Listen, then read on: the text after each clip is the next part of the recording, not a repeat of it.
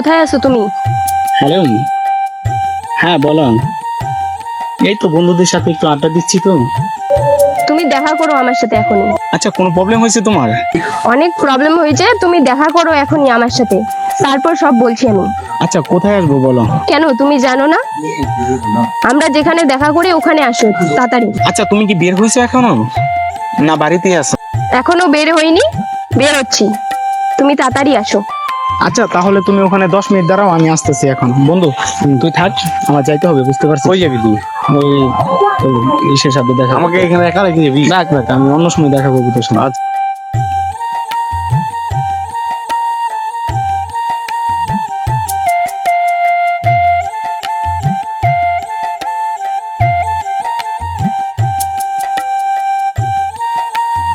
কেমন আছো তুমি?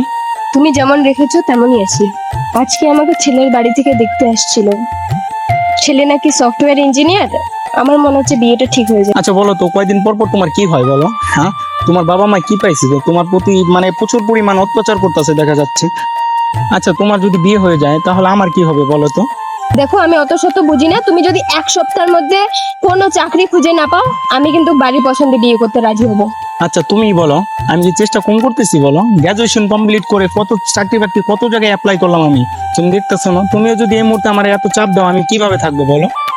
দেখো আমি অত কিছু বুঝি না, তুমি যদি 1 সপ্তাহের মধ্যে কোনো চাকরি খুঁজে না পাও, তাহলে আমার সাথে আর কোনো যোগাযোগ রাখার চেষ্টা করবে না। বারে বাহ, আমাদের 9 বছরের রিলেশন তুমি 2 মিনিটে শেষ করে দিতে যাচ্ছ? এটাই তোমার ভালোবাসা ছিল? দেখো আমার কিছু করার নেই, তুমি যদি চাকরিটা না পাও তাহলে আমাকে আর কল করবে না। আচ্ছা, আর কি করার? তুমি যদি চাকরির জন্য আমাকে ছেড়ে যাও, আমার কোনো আপত্তি নেই।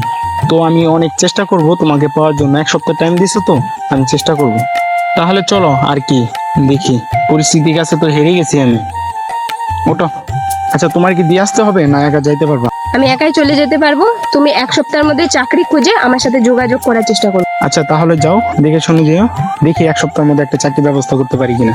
যাও তাহলে। এই মহাবিশ্বের সকল গ্রহ নক্ষত্র ভুলে থাকা যাবে, কিন্তু তোমাকে ভুলে থাকা যাবে না। মানুষ স্রষ্টাকে ভুলে যাবে, নিজেকে ভুলে যাবে, কিন্তু তোমাকে ভুলে থাকা যাবে না। কি এমন হতো তোমাদের ফ্যামিলি যদি আমাদের একটু মানিয়ে নিত, একটু মানিয়ে নিত?